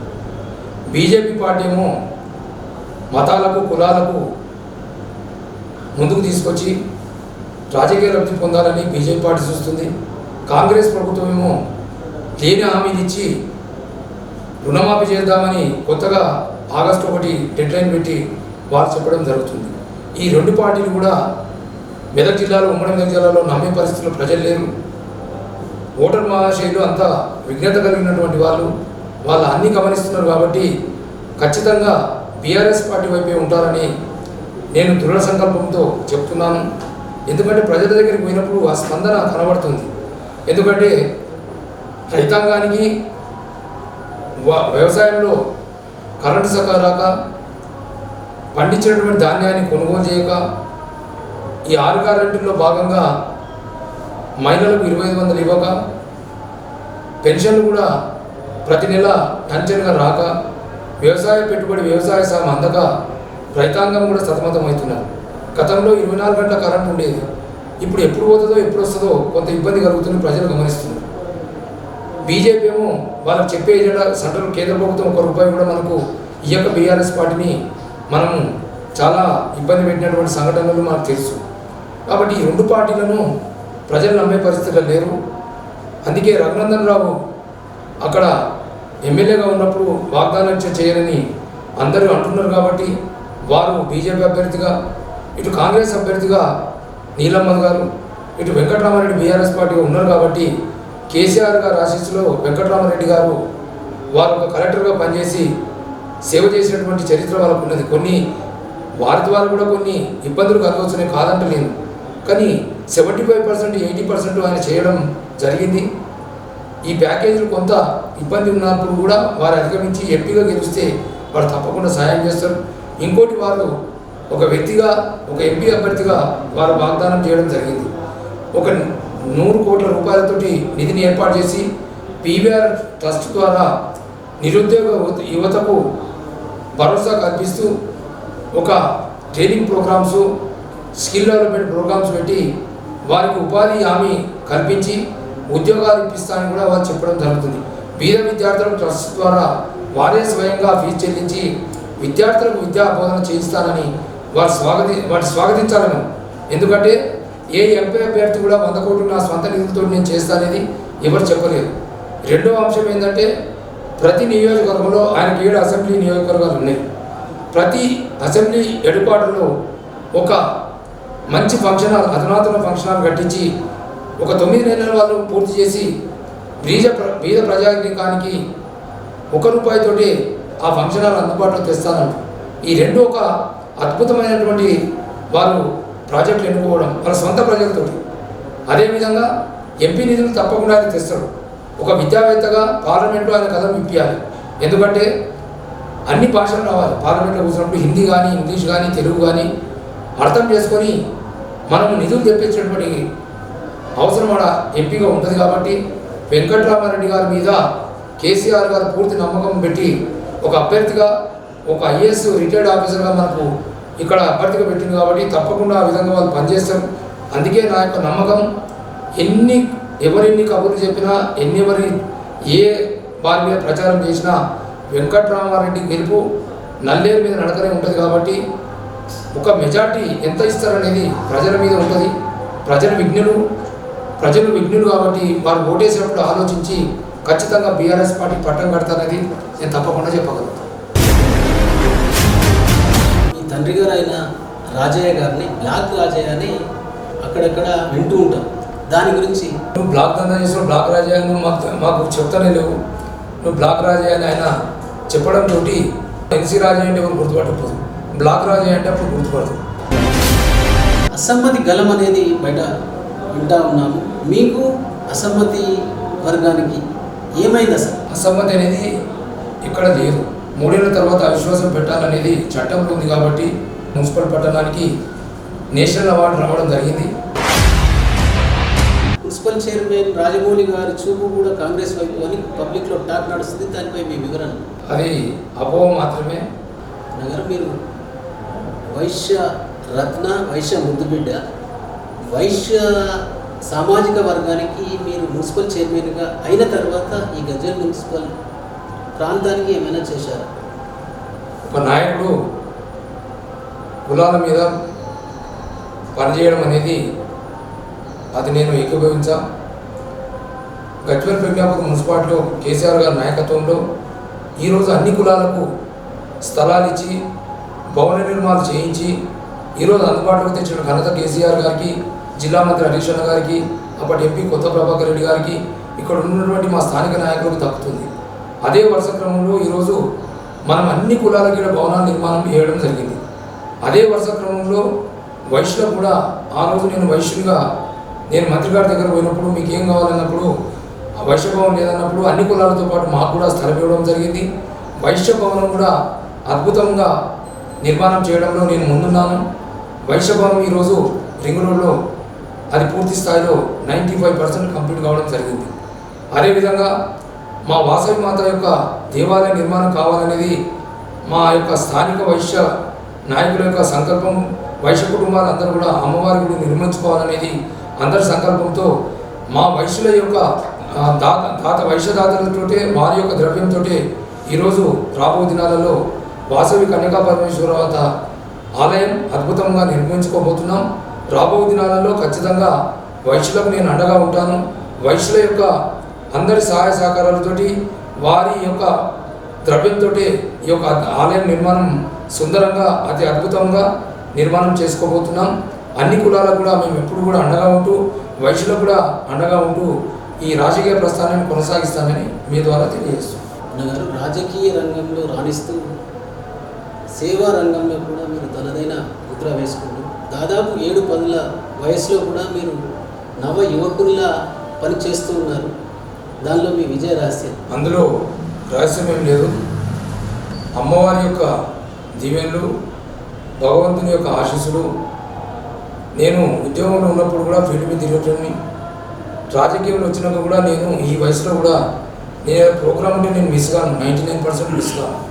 ప్రత్యేక కారణాల దృష్ట్యా ఎప్పుడైనా ఉంటే అవసరాలు ఉంటేనే తప్ప నేను, ఎందుకంటే ప్రజల మధ్య ఉండాలనే కోరికతోటి నేను ఏ కార్యక్రమాన్ని కూడా స్కిప్ చేయను. అదే నా విజయ రహస్యము. ఎందుకంటే ప్రజానాయకుడు ఎప్పుడు కానీ ప్రజల మధ్యన ఉంటేనే ఆయనకు ఆరోగ్యం రెట్టింపు ఉంటుంది, ఆయుష్ పెరుగుతుంది. అదే విజయరహస్యం, అంతకంటే గొప్ప ఏం లేదు. అన్నగారు, రాజకీయంలో కాకుండా సేవా రంగంలో మీ పేరు విశేషంగా పాపులర్ అయింది. అందులో మీరు చేసిన సామాజిక సేవలు కొన్ని మీ మచ్చుకు మీ మాటలు. నేను చిన్నప్పటి నుంచి కూడా కొంచెం దైవభక్తి అంటే నాకు చాలా ఇష్టం. సామాజిక సేవ అంటే కూడా దైవభక్తి, సామాజిక సేవ అంటే నాకు అందులో ఉన్నటువంటి ఆనందం ఇందులో లేదనేది నేను గ్రహించి మా నాన్నగారితో ఉన్నప్పుడు సేవా కార్యక్రమంలో పాల్గొంటూ ఆ రోజు ఆర్యవేశ మహాసభ, ఉమ్మడి రాష్ట్రం ఆర్యవేశ మహాసభలో నేను చురుగ్గా పాల్గొంటుని కొడిచేటి రోషయ్య గారి నుంచి మొదలు పెడితే అప్పుడు ఉన్నటువంటి రాష్ట్ర స్థాయి నాయకులతోటి నేను మహాసభ కూడా వెళ్ళేవాడిని. అదే వరుస క్రమంలో ఈరోజు మన గజ్వేల్ నియోజకవర్గంలోని 2వ లక్ష్మీ నరసింహ క్షేత్రం నాచగిరి గుట్ట, అది కూడా ప్రసిద్ధి చెందినటువంటి నాచగిరి క్షేత్రంలో ఆర్యవైశ్య నిత్యాన్నదాన సత్రం ఖచ్చితంగా కావాలనేది మా పెద్ద మనుషుల ద్వారా తెలుసుకొని మా నాన్నగారి ద్వారా స్వర్గీయ గుడాల బలరామయ్య గారు, వారితో ఉన్నటువంటి అత్తెలి లింగం గారు, కిషోర్ కొమరవెల్లి పెట్టయ్య గారు, నేతి రాజయ్య గారు, వీరందరి సహకారంతో ఆ పాలకవర్గంతో అప్పుడు రామాయంపేట తోట శంకరయ్య గారు ప్రముఖ వ్యక్తులతోటి రాజమౌళి నీతోటి అవుతుంది, ఇక్కడ భవన నిర్మాణం చేయాలనేది వారు చెప్పినప్పుడు నేను గీతారెడ్డి, అప్పుడు గీతారెడ్డి గారు ఉండే, వారిని సంప్రదించి అక్కడ స్థల సేకరణ చేసి ఈరోజు అద్భుతమైనటువంటి శ్రీ కనకా పరమేశ్వర నిత్యాన్నదాన సత్రం, వాసవి నాచగిరి క్షేత్ర వృద్ధాశ్రమం కూడా బ్రహ్మాండంగా ముందుకు తీసుకెళ్ళడం జరిగింది. అలాగే పట్టణానికి వస్తే వైశ్యభవనం ఒకటి కావాలి, అమ్మవారి దేవాలయ నిర్మాణం కావాలనేది అది కూడా అద్భుతంగా ముందుకు పోతున్నది. ఇక రిటైర్డ్ ఎంప్లాయీస్, నేను కూడా రిటైర్డ్ ఎంప్లాయీని కాబట్టి రిటైర్డ్ ఉద్యోగస్తులు మాకు ఒక భవనం కావాలన్నప్పుడు నేనైతే ఇరిగేషన్ శాఖలో పనిచేసినప్పుడు నేను స్వయాన డిప్యూటీగా ఉన్నటువంటి భవనాన్ని హరీష్ రావు గారి దృష్టికి తెలిసి కేసీఆర్ గారి దృష్టికి కూడా తీసుకెళ్ళి ఎంపీ గారి దృష్టికి వెళ్ళి నేను ప్రతిపాదించిన, అన్న ఇదైతే మంచిగా ఉంటుంది, రిటైర్డ్ ఎంప్లాయీస్కి మంచిగా ఉంటుంది అనేది వాళ్ళకి ఇవ్వడం జరిగింది. ఈరోజు దాదాపుగా 1500 రిటైర్డ్ ఎంప్లాయీస్ కుటుంబాలు ఈరోజు నేను పోతే ఆ గౌరవం నాకు దక్కింది. అందుకే మనం ప్రజాక్షేత్రంలో ఉన్నప్పుడు మనకు అందుబాటులో ఉన్నటువంటి వనరులను సద్వినియోగం చేసుకొని అందుబాటులోకి తెస్తే ఎవరు కూడా మర్చిపోరు. ఇప్పుడు నాచగిరి క్షేత్రమే కానీ, ఇటు రిటైర్డ్ ఎంప్లాయీసే కానీ, ఈ వాసవి మాత యొక్క ఆలయ నిర్మాణమే కానీ, వాసవి భవనం నిర్మాణమే కానీ, ఇది పూర్తిస్థాయిలో చేసినప్పుడు నాకు చిరకాలంగా నేను ఉన్నా లేకున్నా అదే ఇది పలానా రాజమోహన్ సార్ పీరియడ్ అయింది అనేది అది చిరస్థాయిగా అక్కడ ఉంటుంది. అందుకే ప్రజాక్షేత్రంలో ఉన్నటువంటి నాయకుడు అవసరము ఉన్నప్పుడు మనకు అందుబాటులో ఉన్న వనరులను నాయకుల దృష్టికి తీసుకెళ్ళి ఖచ్చితంగా పనిచేసేటువంటి బాధ్యత తీసుకున్నప్పుడు ఆ పేరు మనకు ఎప్పుడైనా ఉంటుంది. అదే వరుస క్రమంలో సేవా భాగంలో గజ్వేల్ పెగ్నాపూర్ మున్సిపాలిటీలో కాకుండా నియోజకవర్గ స్థాయిలో నుంచి కూడా దేవాలయ నిర్మాణాలకు కానీ, విశేష కార్యక్రమాలకు కానీ, వార్షికోత్సవాలకు కానీ ఆర్థిక సాయము నా దగ్గరికి వచ్చిన వాళ్ళకు మేము తప్పకుండా మా నాన్నగారు ఉన్నప్పటి నుంచి అదే పరంపర కొనసాగిస్తున్నాం. ఎందుకంటే దాంట్లో ఉన్నటువంటి తృప్తి దేనిలో ఉండదు. ఎక్కడైతే ఇప్పుడు వేములవాడనే కానీ, శ్రీశైల క్షేత్రమే కానీ, కాశీయే కానీ, షిరిడియే కానీ, ఎక్కడున్న వైశ్య సత్రాలకు మేము శాశ్వత సభ్యులుగా మేమున్నాం. ఆ క్షేత్రాలన్నీ కూడా ఎందుకంటే వైశ్యులు పోయినప్పుడు అక్కడ ఉండటానికి వసతి ఏర్పడడానికి కానీ వైశ్యుల యొక్క సాయము మరవలేనిది. అందుకే ఈరోజు ఎక్కడ పోయినా వైశ్య సత్రాలు అన్ని పవిత్ర క్షేత్రాల్లో ఈరోజు 1, 2, 3 ఈ విధంగా ఉన్నాయి. కాశీలో దాదాపుగా 10 ఆర్యవైశ్య సంఘాల ద్వారా ఈ యొక్క అన్నదాన సత్రాలు నడుస్తున్నాయి. తిరుపతిలో కింద ఉన్నాయి, తిరుమల కొండలో కూడా ఉన్నాయి, షిరిడిలో కూడా ఉన్నాయి. నాచారం బ్రహ్మోత్సవాలకు పోతే వైశ్యులకే కాకుండా వైశ్యేతలకు కూడా మేము భోజనం పెడుతున్నాం. అంటే ఒక ఆకలితో వచ్చేటువంటి వ్యక్తికి మనం సకాలంలో భోజనం పెడితే వీళ్ళ కడుపు సలహా అనేటువంటి మాట వాళ్ళు చెప్తారు. కాబట్టి ఆర్యవైశ్యులకు అమ్మవారు ఇచ్చినటువంటి దీవెనలు అవి. ఆర్యవైశ్యులు ఎప్పుడు కానీ ఈ యొక్క సేవా కార్యక్రమం ముందు వరుసలో ఉంటారనేది నానుని కాబట్టి అది పరంపర కొనసాగిస్తున్నామనేది మీకు తెలియజేస్తున్నాను. అదేవిధంగా నేను గజ్వేల్ ప్రజ్ఞాపూర్ మున్సిపాలిటీ చైర్మన్ అయిన తర్వాత కరోనా రావడం, ప్రజలందరూ కూడా ఎంతో ఇబ్బంది పడడం, ఎందరో మంది మృత్యువాత పడడం కూడా జరిగింది. నిజంగా అది హృదయ విదారక సంఘటన చరిత్రలో మిగిలిపోతుంది. నేను నా శాయశక్తుల మా కుటుంబం, మా కుమారుడు కానీ ఎవరైతే ఆపదలు ఉన్నారో భయపడకుండా, కరోనా వచ్చింది వాళ్ళకు మనం ఎందుకు పోవాలి అనేది కాకుండా భయపడకుండా మేము తిరిగినాం. ఎందుకంటే వాళ్ళకు ఇబ్బందులు ఉన్నప్పుడు తిరిగినప్పుడే వాళ్ళు మనం వ్యక్తి పెట్టుకుంటారు. ప్రతి వార్డులో కూడా అక్కడ స్థానిక కౌన్సిలర్ని కోఆర్డినేట్ చేసుకుంటూ అక్కడ ఉన్నటువంటి సేవా తత్పరులు ఎవరు ఉంటే కరోనా అంటే అప్పుడు భయపడే సంఘటన, అసలు బయట పోయే విషయమే కాదు. అటువంటి సమయంలో వారికి అన్నదానం చేయడం, వారికి గ్రాసరీస్ ఇవ్వడం, నిత్యావసర సరుకులు కూడా నేను ఇక్కడ ప్యాకింగ్ చేసి పంపడం, మా కౌన్సిలర్స్ తోటి వారిని కోఆర్డినేట్ చేసుకోవడం, ఎవరి కరోనా వచ్చిందో తెలుసుకోవడం, వాళ్ళకు భోజన వసతి ఏర్పాటు చేయడం. అదే పీరియడ్లో అధికారులు కూడా నిర్భయంగా ఇటు వైద్యాధికారులు కానీ పోలీసులు కానీ మా సార్ మాకు కొంచెం భోజనాలు ఏర్పాటు చేస్తారా, తప్పకుండా పోయి మేము పోలీస్ స్టేషన్లో కూడా వాళ్ళకు అన్నదానం చేయడం జరిగింది. అలాగే వైద్య సిబ్బంది కూడా వాళ్ళు భయపడకుండా మాత్రం తిరగడం జరిగింది. అది మరపురాని సంఘటన. ఆ రెండు సంవత్సరాలు అయితే నిజంగా ఒక ఘోరమైన పరిస్థితి ఉండే. ఆ పరిస్థితిలో గట్టెక్కడం ఎట్లరా భగవంతుడా నీవే దిక్కు అనేది ప్రజలకు మేము సేవ చేస్తూ అనుభూతి పొందడం జరిగింది. సేవాభావంలో ఉన్నటువంటి తృప్తి ఎందులో ఉండదు. నీకు 100,000 కోట్లు సంపాదించినా అవంతా మన ఎంబడి రావు. ఏదున్నా సేవ చేసిందే మన ఎంబడి వస్తుంది. ఆ విధంగా మనం పనిచేసినాం కాబట్టి సేవలో ఉన్నటువంటి తృప్తి ఎందులోనే ఉండదు. ఏ వ్యక్తి కూడా మనం ఆర్థిక సాయం చేస్తే మనం 10,000 చేస్తే 20,000 అడగవచ్చు, 20,000 చేస్తే 1,00,000 అడగవచ్చు. కానీ తృప్తిగా భోజనం చేసి ఆ వ్యక్తికి అవసరం ఉన్న సమయంలో తృప్తిగా భోజనం చేసినదే వారు యాదించుకుంటారు. అదేవిధంగా ఎవరైతే విద్యా వ్యాప్తి చెందాలి, నిరుపేదలు ఉంటారు, వాళ్ళ చదువుకోవాలనేది తపన ఉంటుంది. ఆర్థిక సాయం చేస్తే ఖచ్చితంగా వాళ్ళు గుర్తుంచుకుంటారు. నేను ఒక ఉదాహరణ చెప్తా. మా కనికా ఆర్యవైశ్య సత్రంలో శోభ అనే వంట మనిషి ఉండే, వంట చేసే వైశ్యులే. నేను మీటింగ్లో ఉన్నప్పుడు సార్ నా కొడుకు చదువుకుంటే ఆర్థికంగా లేను అన్నప్పుడు అప్పుడు ఆ పిల్లగాడు నేను అనుకుంటా 6th చదువుతాను అనుకుంటా. నేను అన్నా ఈ పిల్లగాన్ని చదివించే బాధ్యత నేను తీసుకుంటా, మా వాళ్ళతో కూడా ఆర్థికంగా సాయం చేస్తా అని చెప్పిన. ఆ పిల్లగాడు ఇలా సాఫ్ట్వేర్ ఇంజనీరు, వాళ్ళ భార్య కూడా ఉద్యోగం చేస్తుంది, చిన్న కొడుకు కూడా CA చేసిండు. అది మర్చిపోని సంఘటన. వాళ్ళు ఇప్పటికీ నాకు ఫోన్ చేస్తారు, రాజమోహన్ సార్ నువ్వు చేయబట్టే నేను ఈ స్టేజ్లో ఉన్నంటే మంచి తమ్ముడు, ఎందుకంటే నీకు తృప్తి నాకు తృప్తి. ప్రయోజనంగా మీ అమ్మని మంచిగా చూసుకో. ఆ వంట మనిషి కూడా ఆమె వాళ్ళ వర్క్ బంద్ చేసి వెంబడించుకుంటారు.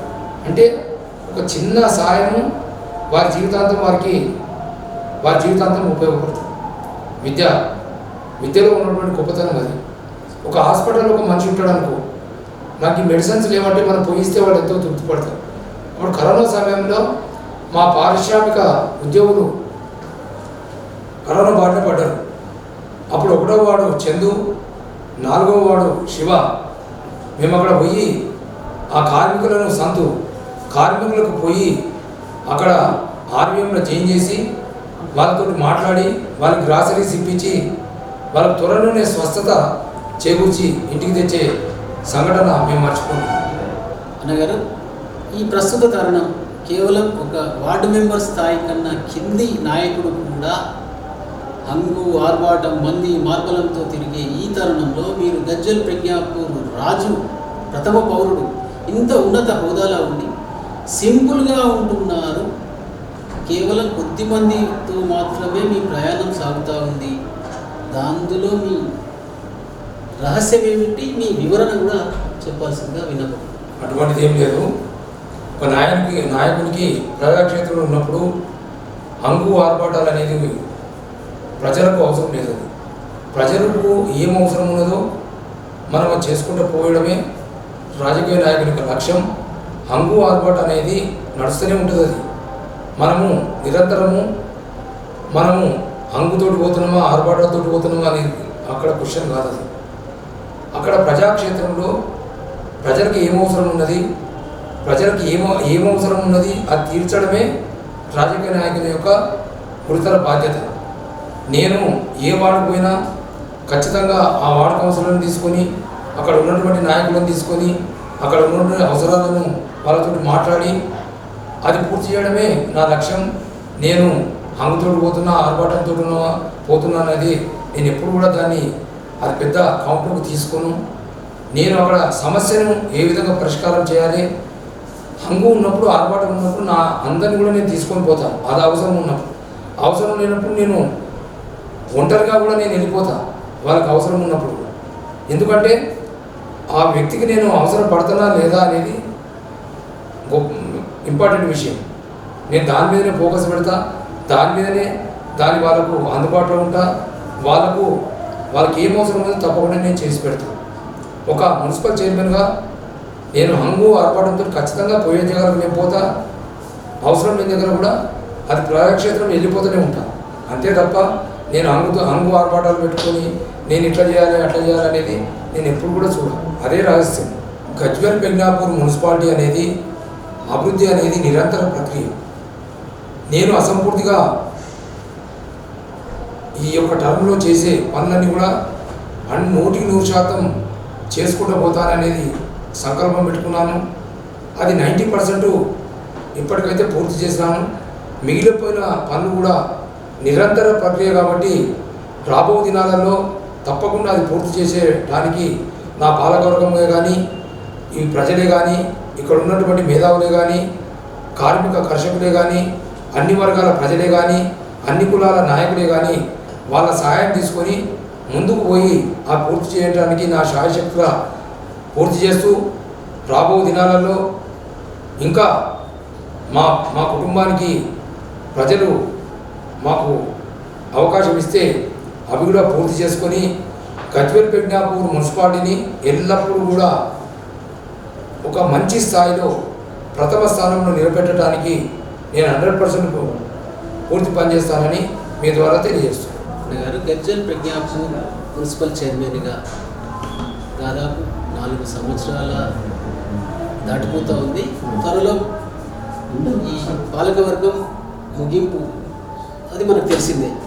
తర్వాత మళ్ళీ కొనసాగింపుగా మున్సిపల్ చైర్మన్గా కౌన్సిలర్గా పోటీ చేస్తారా, ఇంకా ఉన్నత పదవులు ఏమైనా ఆశిస్తున్నారా? తప్పకుండా ప్రజాసేవలో ఉండాలని కోరిక నాయకుడు ప్రజాక్షేత్రంలో నిరంతరంగా పనిచేస్తాడు. రాబో దినాలలో ప్రజల ఆశీస్సులు, నాయకుల అండదండలు, పార్టీల అండదండలు ఉన్నప్పుడు నాకు ఏ స్థానం ఇస్తే దాన్ని సిద్ధంగా ఉంటా. ప్రజాక్షేత్రంలో ఉండి ప్రజానాయకుడు పూర్తి కాలం జీవితకాలం పనిచేసినప్పుడే ఆ నాయకుడికి గుర్తింపు ఉంటుంది. కాబట్టి రాబో దినాలలో ప్రజా సంక్షేమంగా పనిచేస్తా.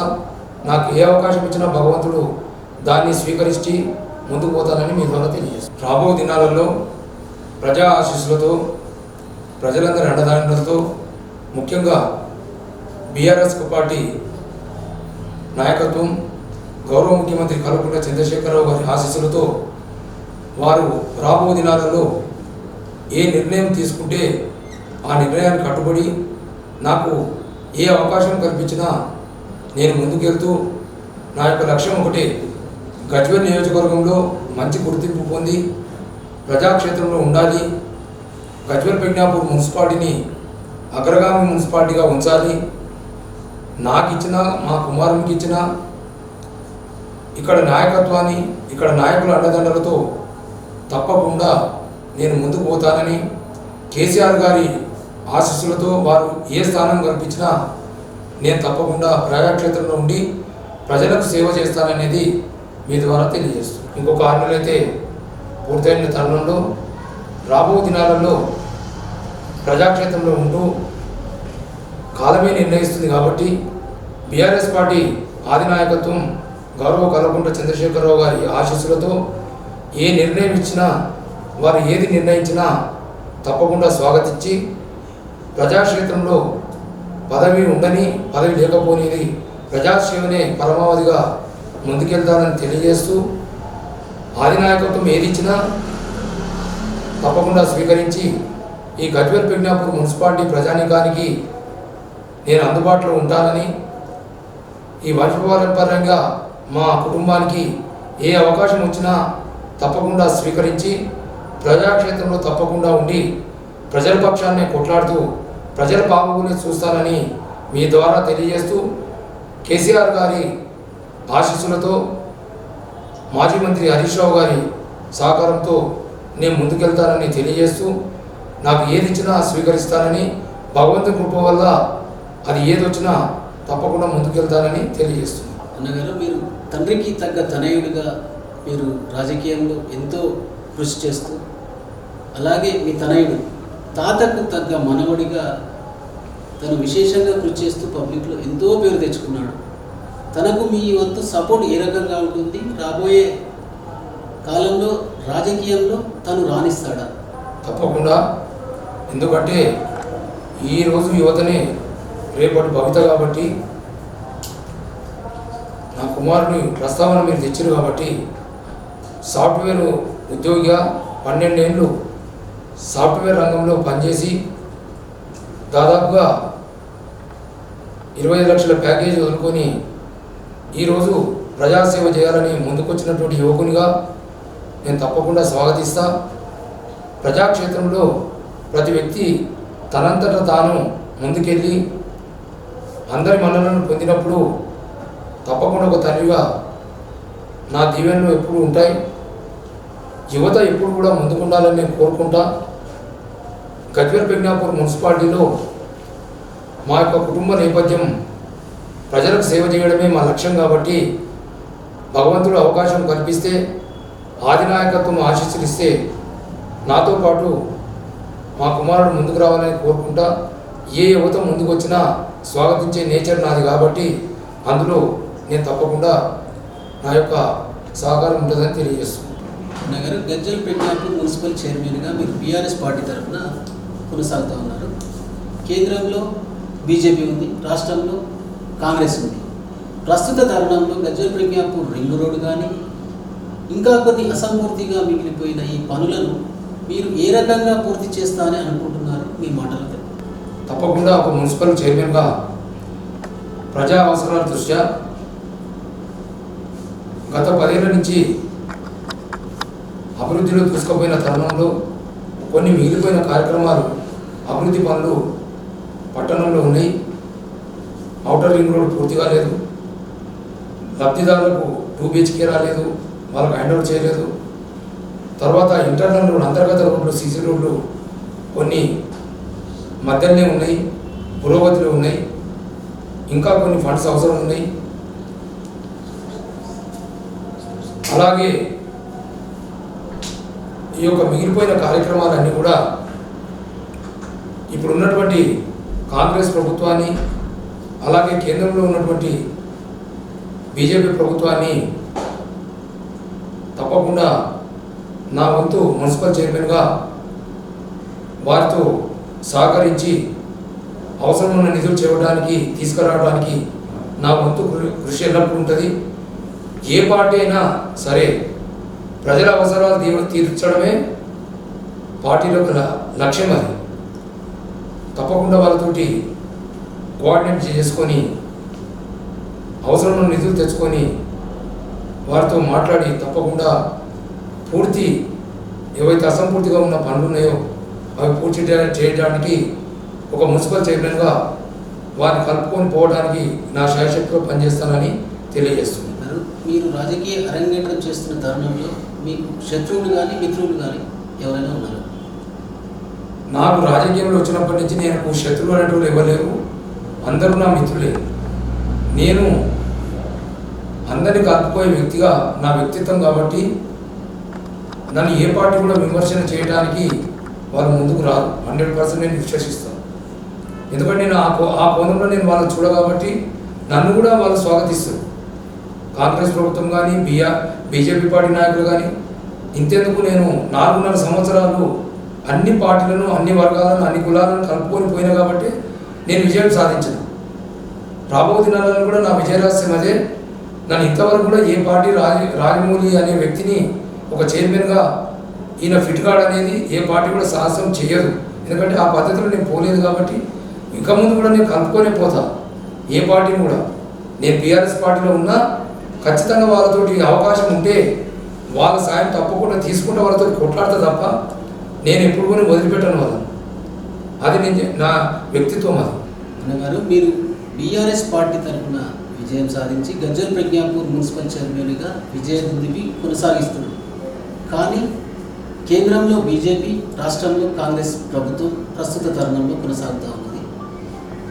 ఈ తరుణంలో అసంపూర్తిగా ఉన్న పనులను మీరు ఏ రకంగా పూర్తి చేస్తారు? దానిపై మీ స్పందన.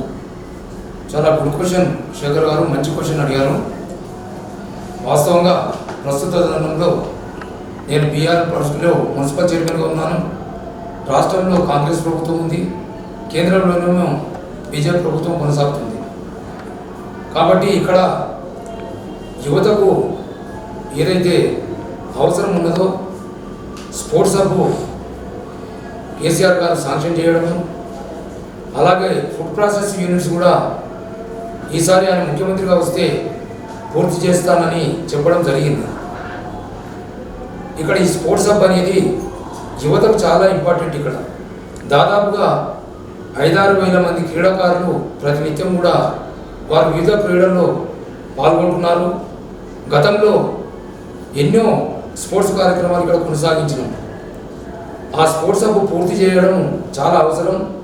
రైల్వే స్టేషన్ కూడా ఇక్కడ కేసీఆర్ గారు మంజూరు చేయడం జరిగింది కాబట్టి, తర్వాత ఫుడ్ ప్రాసెస్ యూనిట్స్ శాంక్షన్ చేస్తే యువతకు ఉపాధి హామీ దొరుకుతుందనేది గత ప్రభుత్వంలో ఎన్నో విజ్ఞప్తులు పోవడం జరిగింది. కానీ అధికార మార్పిడి జరిగింది కాబట్టి ఇప్పుడు ఉన్నటువంటి కాంగ్రెస్ ప్రభుత్వానికి నేను విజ్ఞప్తి చేస్తాను, ఈ స్పోర్ట్స్ హబ్ను పూర్తి చేయాలి. అలాగే ఫుడ్ ప్రాసెసింగ్ యూనిట్ కూడా కంప్లీట్ చేస్తే యువతకు దాదాపుగా ఒక 10,000 మంది నిరుద్యోగులు ఉద్యోగాలు దొరికే అవకాశం చాలా ఉంది. కాబట్టి ఇవన్నీ పూర్తి చేయాలనేది ఒక మున్సిపల్ చైర్మన్గా కాంగ్రెస్ ప్రభుత్వాన్ని విజ్ఞప్తి చేస్తూ, తప్పకుండా రాబో దినాలలో వారితో నేను కోఆర్డినేట్ చేసి అవి పూర్తి చేయడానికి రింగ్ రోడే కానీ, ఫుడ్ ప్రాసెసింగ్ యూనిటే కానీ, స్పోర్ట్స్ హబ్ కానీ పూర్తి చేయడానికి నా శాయశక్తులా పనిచేస్తానని మీ ద్వారా తెలియజేస్తాను. ఇంకా గజ్వేల్ ప్రజ్ఞాపూర్ మున్సిపాలిటీలో కొండపోచం మల్లన్న సాగర్ యొక్క నిర్వాసితులు R&R కాలనీ వాళ్ళు కూడా ప్యారలల్గా జనాభా ఉన్నది కాబట్టి వీళ్ళందరికీ అనుగుణంగా రాబో దినాల యువతకు పెడదోవన పట్టకుండా, చెడు మార్గం పోకుండా వాళ్ళ క్రీడా వైపు మళ్లించేటువంటి ఆవశ్యకత ఎంతైనా ఉన్నది. అందుకే స్పోర్ట్స్ హబ్ అనేది క్రీడా గ్రామం ఏర్పాటు కావాలి. కాబట్టి రాబో దినాలలో ఈ క్రీడా హబ్ను మనం పూర్తి స్థాయిలో పూర్తి చేసుకోవడానికి అవసరం ఎంతైనా ఉంది. అలాగే రైల్వే లైన్ వచ్చింది కాబట్టి, రైల్వే స్టేషన్ వచ్చింది కాబట్టి, హైదరాబాద్కు దగ్గర ఉంది కాబట్టి ఉపాధి హామీ అనేది చాలా అవసరం. ఏదైతే ఈ యొక్క క్రీడలతో పాటు ఈ ఫుడ్ ప్రాసెసింగ్ యూనిట్ ఏదైతే ఉన్నాయో అవి పూర్తి చేయవలసిన అవసరం ఎంతైనా ఉంది. ఈ రెండు చేస్తే తప్ప యువతకు ఉపాధి దొరకదు. క్రీడలు మనము అభివృద్ధికి తేలేము. క్రీడలను అన్ని విధాల సహకారం అందించాలంటే క్రీడాకారులకు రాబో దినాలలో కేసీఆర్ గారు గతంలో వారు ఇంటర్నేషనల్ క్రికెట్ ఒకటి ఇక్కడ శాంక్షన్ చేయించడం అనేది వారి ఆలోచన ఉండే. నేను కాంగ్రెస్ ప్రభుత్వానికి విజ్ఞప్తి చేస్తూ ఈ యొక్క మిగిలిపోయిన పనులు ఏవైతుందో క్రీడా ప్రాంగణము, ఫుడ్ యూనిటింగ్ ప్రాసెస్, తర్వాత ఉపాధి ఎట్లా దొరకాలి పిల్లలకు అనేది ఆలోచన చేస్తే తప్ప క్రీడలకు యువతకు మనము సరైన వాళ్ళకి ఫెసిలిటీస్ లేనప్పుడు క్రీడలు ముందుకు పోవు. కాబట్టి ఇవన్నీ గజ్వేల్ ఇంటర్నల్గా 2వ ఫేజ్ యూజీడీ కూడా మిగిలిపోయింది. అది కూడా పూర్తి చేసి ఈ యొక్క యూజీడీ కంప్లీట్ చేస్తేనే గజ్వేల్ పట్టణము హరిత పట్టణం ఆరోగ్య పట్టణంగా ముందుకు పోతుంది. కాబట్టి ఒక మున్సిపల్ చైర్మన్గా తప్పకుండా కాంగ్రెస్ ప్రభుత్వానికి నా సహకారం ఎప్పుడు కూడా ఉంటుంది. కాబట్టి వాళ్ళతోటి కోఆర్డినేట్ చేసుకుంటూ ముందుకు పోయి యువతకు ఒక చక్కని మార్గాన్ని చూపించాలనేది మీ ద్వారా తెలియజేస్తూ ఈ internal roads, CC roads, UGD, food processing unit, అలాగే ఈ యొక్క ఇంటర్నల్ రోడ్స్ అంతర్గత రోడ్లు తప్పకుండా ఫండ్స్ తేవడానికి నా శాయశక్తులా పనిచేస్తానని తెలియజేస్తున్నాను. అనగా చివరిగా గజ్వేల్ ప్రజ్ఞాపూర్ మున్సిపల్ ప్రజలకు మీరు ఇచ్చే సందేశం. Good question. Gajwel Pragnapur municipality ప్రజలు చాలా కలిసిమెలిసి ఉన్నటువంటి ప్రజానీకం. ఈ 4.5 సంవత్సరంలో నేను ప్రజలతో మమేకమైనప్పుడు అన్ని వర్గాలు, అన్ని కులాలు, పార్టీలకు అతీతంగా నాకు గౌరవం ఇచ్చారు. వారందరూ కూడా నేను రుణపడి ఉంటానని తెలియజేస్తూ ఇంతవరకు ఇతర పార్టీలు ఎప్పుడు కూడా నా మీద చిన్న కామెంట్ కూడా చేయలేదు. అది నేను హర్షిస్తున్నాను.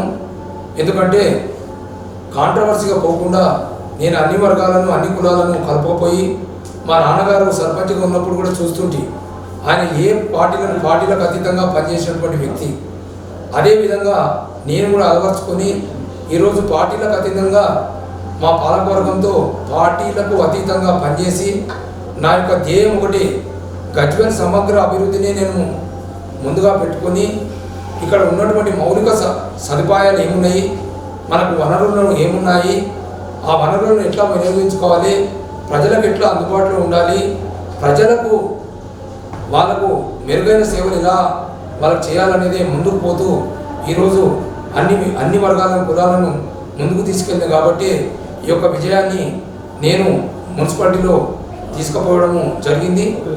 రాబో దినాలలో గజ్వేల్ పట్టణ ప్రజలకు విజ్ఞప్తి, ఇంతవరకు కూడా మీరు కులాలకు, మతాలకు అతీతంగా కలిసిమెలిసి ఉండి గజ్వేల్ సమగ్ర అభివృద్ధిలో గజ్వేల్ ప్రజ్ఞాపూర్ మున్సిపాలిటీ పాలకవర్గాన్ని మీ చేయుతో ఇచ్చినందుకు ధన్యవాదాలు తెలియజేస్తూ రాబో దినాలలో కూడా మీరు ఇదే విధంగా కుల మతాలకు అతీతంగా ఉంటూ అభివృద్ధి ధ్యేయంగా గజ్వేల్ ప్రజ్ఞాపూర్ మున్సిపాలిటీకి మీ సహాయ సహకారాలు ఎల్లవేళలో ఉండాలని కోరుకుంటూ గజ్వేల్ మున్సిపాలిటీ అనేది, మున్సిపల్ అనేది ప్రజల భాగస్వామ్యం అయినప్పుడే, ప్రజల భాగస్వామ్యం 100% ఉన్నప్పుడే రిజల్ట్స్ వస్తాయి. కాబట్టి మీరు ఇక ముందు కూడా మీకు చేయుతనిచ్చి మీ పూర్తి సహకారాన్ని అందించి గజ్వేల్ ప్రజ్ఞాపూర్ మున్సిపాలిటీని నంబర్ 1 మున్సిపాలిటీగా ఉంచాలని కోరుకుంటూ అభివృద్ధిలో అగ్రగామిగా ఉండాలనేది కోరుకుంటూ మన గజ్వేల్ మన పట్టణం, మన గజ్వేల్ మన మున్సిపాలిటీ అనే విధంగా మీరందరూ ముందుకు పోవాలని కోరుకుంటున్నాను. చివరగా ఇంతవరకు మీరు సహకరించినందుకు గజ్వేల్ ప్రజ్ఞాపూర్ మున్సిపాలిటీ ప్రజలందరికీ నాకు సహకరించినందుకు మీ అందరికీ రుణపడి ఉంటానని తెలియజేస్తూ రాబో దినాలను కూడా మీ సహాయ సహకారాలు ఇలా విధంగా కొనసాగించాలని మనసారా కోరుకుంటూ హృదయపూర్వక నమస్కారాలు తెలియజేస్తున్నాను. గజ్వేల్ ప్రజ్ఞాపూర్ మున్సిపల్ చైర్మన్గా ఎంతో అభివృద్ధి చేసి ఢిల్లీలో అవార్డు తెచ్చుకున్న ఘనత మున్సిపల్ చైర్మన్ రాజమౌళి గారికి దక్కింది అనడంలో ఎలాంటి సందేహం లేదు. ఆర్యవైశ్య ముద్దుబిడ్డ ఈ బీఆర్ఎస్ పార్టీలోనే కొనసాగుతా అని తన మాటల్లో మనకు వ్యక్తం చేశారు. కేసీఆర్ గారికి అత్యంత సన్నిహితుడిగా ఉన్న ఈ పేరును ఇలాగే కొనసాగించుకుంటూ రాబోయే తరుణంలో ఇంకా ఉన్నత పదవులు రావాలని మనస్ఫూర్తిగా కోరుకుంటూ మాకు ఈ విలువైన సమయాన్ని కేటాయించి మాకు సమయం ఇచ్చినందుకు ధన్యవాదాలు అన్నగారు. నమస్కారం.